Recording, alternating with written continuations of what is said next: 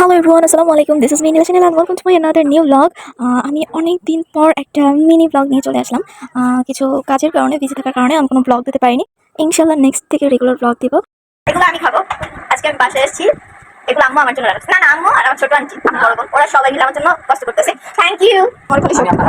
না না, আরে তুই কেন কাছে ছেড়া দই দে, কি সালাদ দি, হাত দই দে, হাত দাও, এটা দাও, তুমি নিয়ে খাও কি, এটা দাও, আমি তো নিয়ে আর দিব না।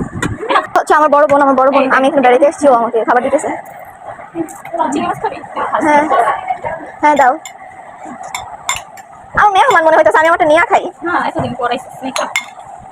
আমি যখনই আসি আমার আম্মু আমার জন্য বিরিয়ানি কিনে আনে। আচ্ছা সালাদ নিয়ে খাইছ, ওকে। তো আজকে হচ্ছে আমার আম্মু আমার হাজবেন্ডকে দাওয়াত দিয়েছে, অনেকদিন আসি নাই আমাদের বাসায়, তাই আমি পাই। তুমি দিবা নাকি? দিলাম, দে দিলা, দে দিলাম বাবুরে।